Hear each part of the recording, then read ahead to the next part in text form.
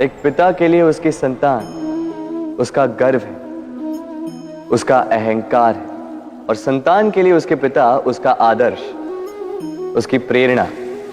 बिना कहे पिता संतान की हर इच्छा समझ जाता है और उसे पूरी करने की चेष्टा करता है। दूसरी ओर संतान सदैव प्रयास करता है कि अपने माता पिता को गर्वित करता रहे, किंतु यह बंधन एक स्थान पे आके टूट जाता है। तब जब संतान स्वयं की इच्छा से अपना जीवन साथी चुनना चाहे। क्यों? कारण है संवाद की कमी। जब बात आती है संतान के विवाह की, तो माता पिता सोचते हैं कि इसमें संतान से क्या पूछना, हम उसके लिए कुछ अनुचित तो चाहेंगे नहीं। और संतान का यह मानना होता है कि उसका भविष्य चुनना उसका अधिकार है। दोनों आपस में दुखी रहते हैं, किंतु बात कोई नहीं करता। होना यह चाहिए कि माता पिता को उसी स्नेह के साथ संतान की इच्छा समझ लेनी चाहिए, और संतान को उसी विश्वास के साथ माता पिता को विश्वास में ले लेना चाहिए। एक बार संवाद करके देखिए, वर्तमान और भविष्य दोनों ठीक हो जाएंगे। हम में ऐसा कोई नहीं होगा जिसने वृक्षों को ना देखा, वृक्षों पे इन पक्षियों को ना देखा, इनके घोंसलों को ना देखा, इन पक्षियों को अपने छोटे छोटे बच्चों को भोजन कराते ना देखा। संसार का सबसे ममत्व वाला दृश्य होता है। चिड़िया दूर से अपने चोंच में दाना भरकर लाती, स्वयं भोजन करने में असक्षम संतान की चोंच में डालती, स्वयं भूखी रहकर निस्वार्थ निश्चलता से। और जब संतान के पंख निकल आते हैं,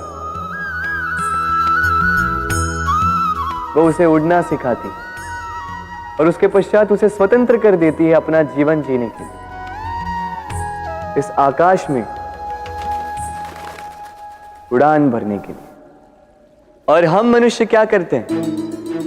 जिस संतान को हम पंछी की भांति पालते हैं, उसके पंख निकलते ही हम उसे बांध देते हैं, ये सोच के कि कहीं वो दूर उड़कर न चली जाए।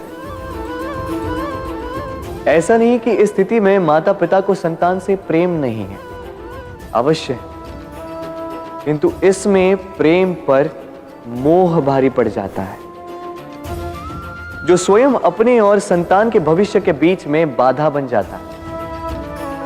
हम ये भूल जाते हैं कि हम केवल जन्मदाता है, भाग्य विधाता नहीं। तो जब प्रेम में मोह आ जाए तो वो प्रेम नहीं, स्वार्थ बन जाता है। इसलिए प्रेम को पास रखिए और मोह को दूर, क्योंकि जिससे प्रेम करते हैं उसका विकास नहीं रोका करते। राधे राधे। एक शब्द है जो हमें कभी कभी या कहो कई बार सुनाई देता है, स्वार्थ। वो व्यक्ति स्वार्थी है, उसने स्वार्थ में आके ये बुरा कर्म कर दिया, आदि इत्यादि। देखा जाए तो संसार स्वार्थ को पाप का मूल मानने लगा, परंतु क्या स्वार्थ सच में बुरा है? नहीं। स्वार्थ ये शब्द बना है स्व से, अर्थात स्वयं से, यानी कि जिस कार्य में केवल स्वयं का अर्थ हो, केवल स्वयं का लाभ चाप हो, वो स्वार्थ। अब प्रश्न ये उठता है कि आपका स्व क्या है? यदि आपके स्व में केवल आप हैं तो आप अवश्य स्वार्थी हैं। यदि आपके स्व में परिवार सम्मिलित है तो आप परिवार्थी हैं। यदि आपके स्व में अन्य लोग सम्मिलित हैं तो आप परोपकारती हैं। और यदि आपके स्व में ये संसार सम्मिलित है तो आप परमार्थी हैं। तो अपने स्वार्थ से दूर ना जाएं, उसका विस्तार करें। अपने अस्तित्व का विस्तार करोगे तो ये स्वार्थ स्वयं ही परमार्थ में बदल जाएगा। राधे राधे।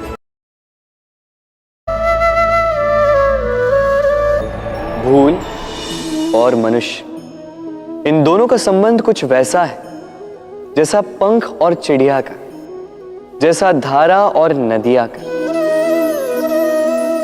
यदि भूल मनुष्य के स्वभाव का इतना महत्वपूर्ण अंग है तो आप सोचिए, इस पर लज्जा क्यों? इस पर लज्जा करना ठीक है ही नहीं। वैसे देखा जाए तो भूल हमें स्वयं को और श्रेष्ठ बनाने का अवसर देती है, पहले से अच्छा प्रदर्शन करने की प्रेरणा देती है। अब कदाचित आप में से कुछ इस बात से सहमत नहीं हो, क्योंकि बहुतों की दृष्टि में भूल दोष को जन्म देती है, दोष अपराध को, और अपराध के लिए क्षमा नहीं दंड मिलना चाहिए। किंतु क्या आपने कभी सोचा है कि ऐसा क्यों होता है? क्या कारण है इसका? इसका कारण है भूल स्वीकार करने से बचना। यदि आप कोई भूल करोगे और उसे स्वीकारोगे नहीं तो वो भूल दोष में बदल जाएगी और वो दोष अपराध। तो साहस रखिए, अपनी भूल को स्वीकार करना अपनी भूल को सुधारने की दिशा में सबसे पहला कदम होता है। और स्मरण रखिएगा, यदि कुछ अपराध है तो वो है समय पे अपनी भूल ना स्वीकार। राधे राधे। कितना सुंदर पुस्तक है, सुंदर आवरण है, सजाए हुए पृष्ठ है।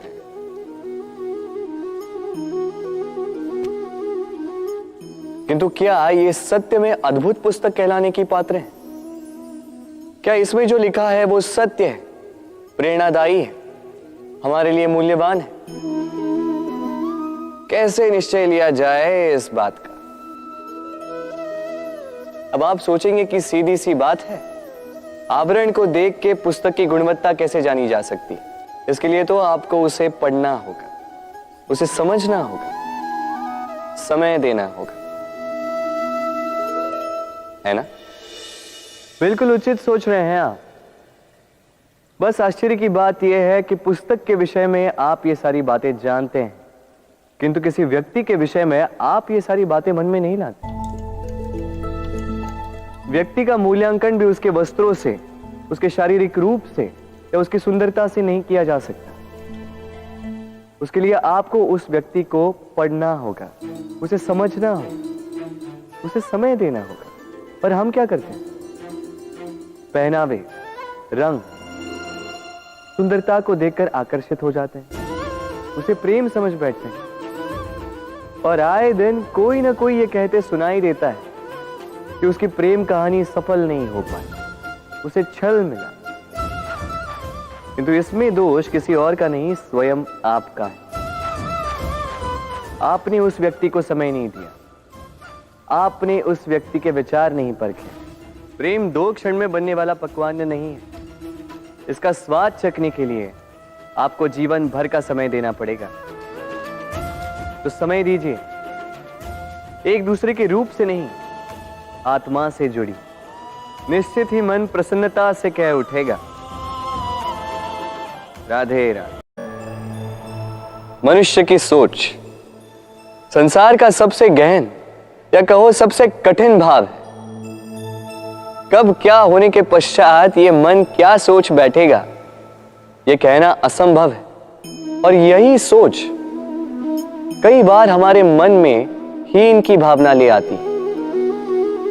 हम सदा हमसे ऊपर की श्रेणी के व्यक्तियों को देखते हैं, उनके जीवन का विश्लेषण करते हैं और फिर स्वयं को हीन समझ लेते हैं। इसके पास इतना धन है, इसके पास कितना बल है, और मेरे पास कुछ भी नहीं। मैं कितना हीन व्यक्ति हूं, संसार के लिए मैं कुछ भी नहीं। होता है ना ऐसा? किंतु ऐसा नहीं है। आपके पास भी बहुत कुछ है, पलट के देखिए।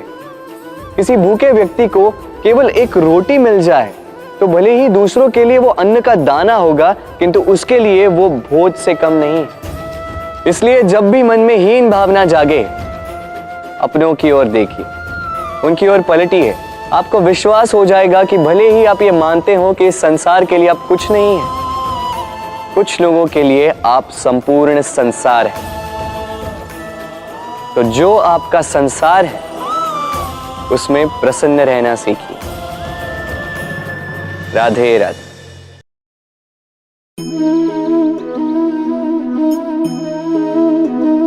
मेरे आसपास ये वृक्ष, ये पौधे,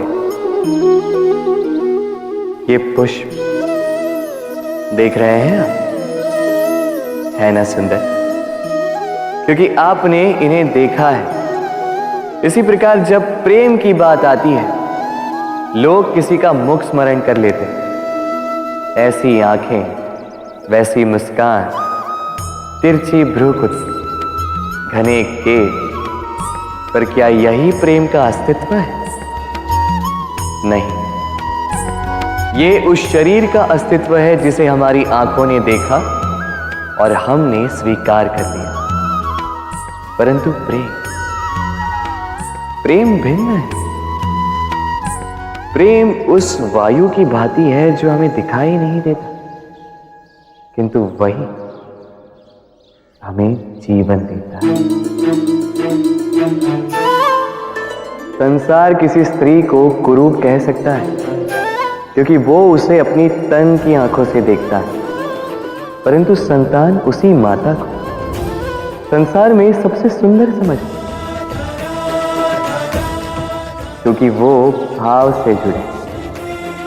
तन की आंखों से देखोगे तो वैसे भी पहचान नहीं पाओगे जैसे राधा मुझे पहचान नहीं पाई। इसलिए यदि प्रेम को समझना है तो मन की आंखें खोलो और प्रेम से कहो। जब भी प्रेम की बात आती है, हम सबसे पहले मन में एक नायक और एक नायिका का चित्रण कर लेते हैं। क्यों?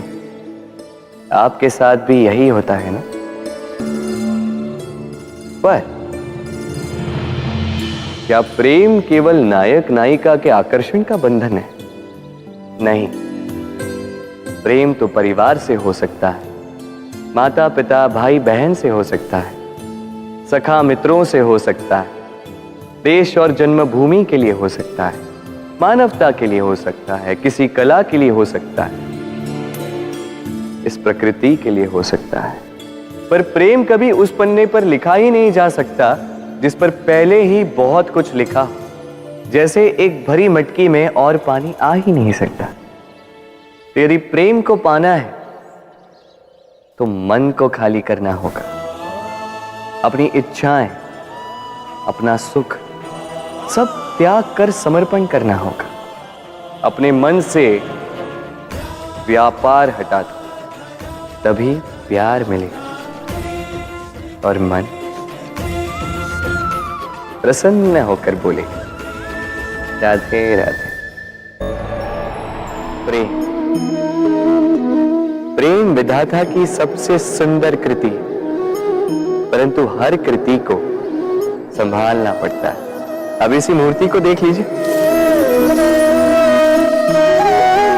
जब कलाकार ने इसे रचा तब ये बहुत सुंदर थी, परंतु इसके पश्चात इसे संभाला नहीं गया।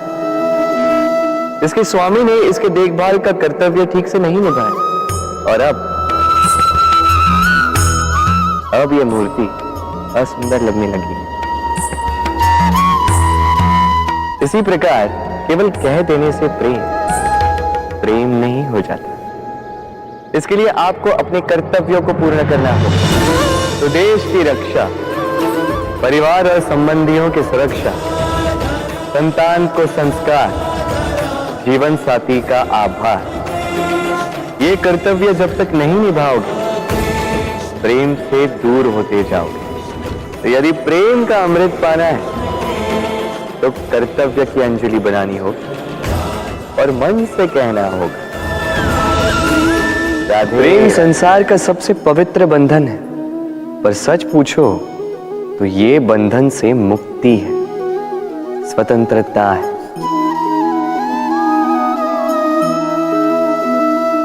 नहीं समझे? समझाता हूं। यदि कोई आपका प्रेम ठुकरा दे, यदि कोई आपका प्रेम समझ ही ना पाए, तो क्या होगा?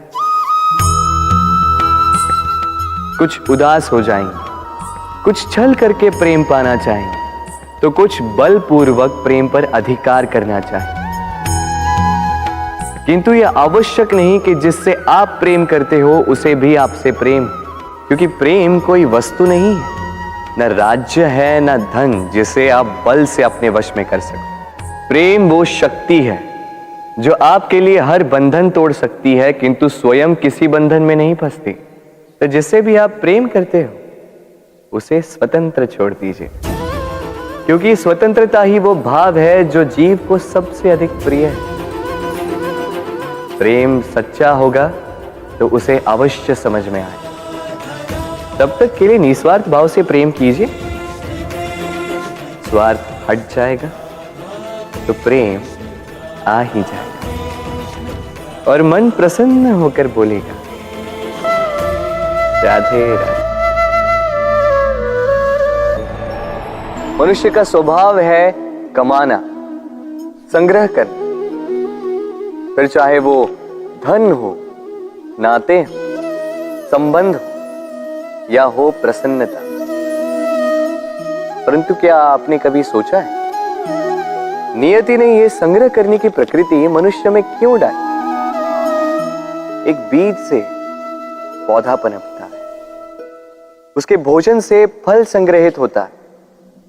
क्यों? इसलिए ताकि वृक्ष उसे स्वयं खा सके?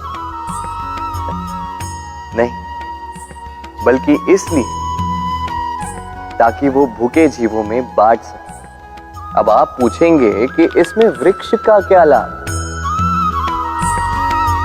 लाभ है, क्योंकि जो बांटता है वो मिटता नहीं। जो फल ये जीव खाते हैं वो उसके बीजों को वातावरण में बिखेर देते हैं, जिससे जन्म लेते हैं नए वृक्ष। उसकी जाति, उसका गुण, उसकी मिठास अमर हो जाती है।